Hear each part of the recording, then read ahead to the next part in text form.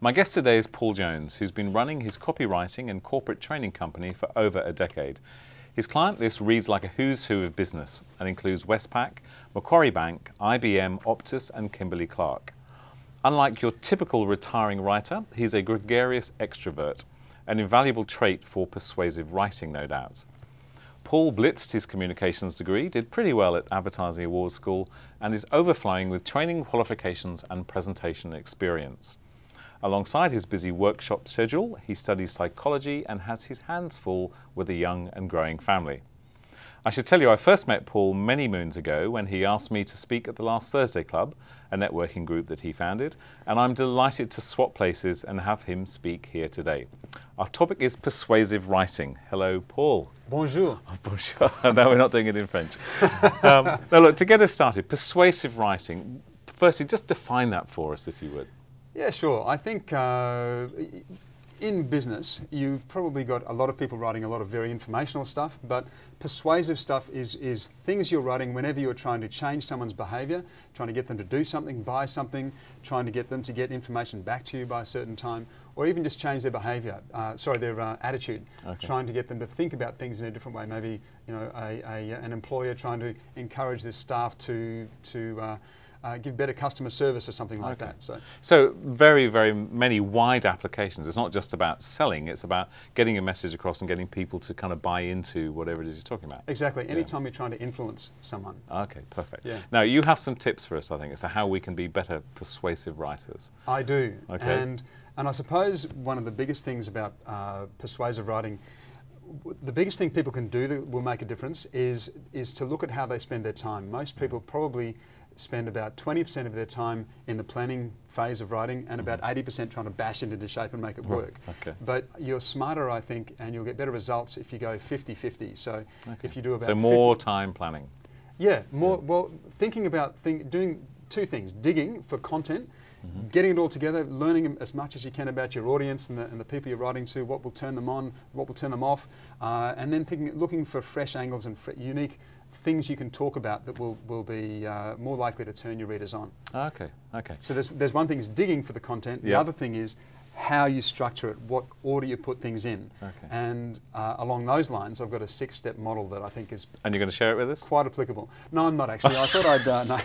But you're very persuasive, so yes, I will. All right, great. So the 6-step model, there's a couple that are very important, and that would be number 1, which is attention. Yeah. You've got to get attention. Research in advertising shows that 80% of people who look at an ad only read the headline, and it doesn't draw them in and to read the rest. So with no headline, no good attention, you've lost them. Yep, exactly. Yeah, okay. You've got to really get them in fast and make them want to keep on going. So you can think about things like benefits, arousing curiosity with something intriguing, making an announcement or giving news, things like that can help draw them in. Point 2.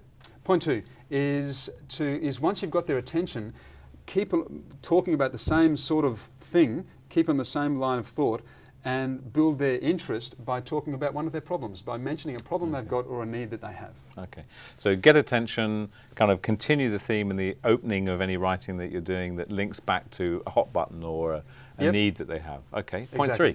So point 3, so just to reiterate about point 2, you've got to make sure you mention their need and you've got a solution.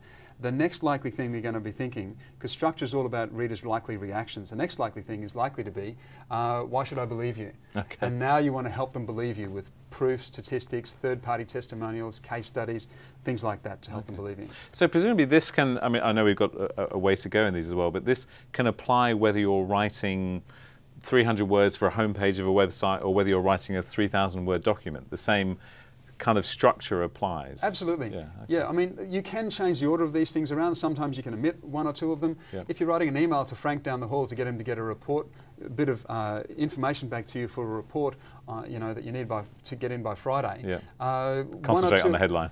Yeah, hit them with a decent subject header. Yeah. You might not want to put a couple of these things in, but I think the next thing you definitely would want to put in, which would be point 4, and that is good structure, by the way. Thanks. And that is implications, building desire through this thing called FBI, which is features, benefits, and implications. We've all heard of features and benefits. So, you know, an example could be if I was selling you a vacuum cleaner, a feature or a fact about that could be it's got a powerful motor. Yeah. But a benefit is then, and to get to the benefit, you ask so what on behalf of your reader. So the so what could be, well, you'll have cleaner floors. Okay. But then don't just stop there. Also ask so what again till you get to the hot button that's really going to turn your reader on. So that could be, you've got cleaner floors. So what? Well, your kids will be healthier because there'll be less asthma and allergens. And you'll have a house that's a nicer place to be around. Exactly. Yeah, okay, so, great. So I'll have one of those desire, lawnmowers. I mean, one of those vacuum cleaners, thanks. So building desire with FBI is a smart thing to do. Okay, great. Point 5. Point 5 would be around making a low-risk offer. So this is how you can sweeten the deal for the person. Just thinking of, if you were them, the essence of being a good copywriter is to have empathy and stand in their shoes and think, if I was them, what would make me want to do this? So around, a low-risk offer, you think, what would their biggest issues be in doing this, and how can I help overcome that?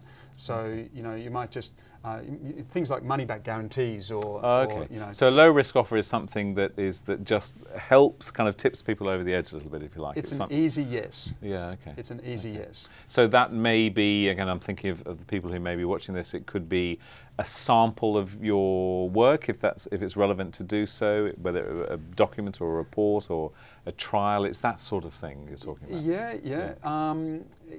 If you were trying to convince your boss to buy ergonomic chairs for all the staff, and they're $1,000 each, they're very expensive chairs, then your low-risk offer could be even just logic, just by saying something like, look, they're $1,000, but they've got a 10-year guarantee, and over 10 years that works out at 40 cents a day. Okay. But the cost of staff back injuries is $10 or $20 a day. Okay. So it's just, making it a no-brainer for them to say Absolutely, yes. great.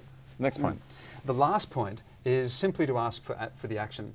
So, a lot of people will just forget to do it or assume the reader's reading between the lines and will know to buy or will know to do what you're asking. But, people are flat out, they're just going to scan down, and you want to be very clear about what you want them to do, be specific, and make it easy for them to do it. Okay, so strong call to action in your close. Fantastic, Paul. All right, well, look, thank you. Now, if we want to find out more about this, we can get stuff from your website? Yes. Yep. If you go to magneto.net.au, and if you click on the brain, there's an article that I can send you called How to Ignite Your Writing. Okay. So it covers some of these and goes into more detail and will help you. All right, great. Paul, thank you very much for spending time with us. Thank you. Pleasure.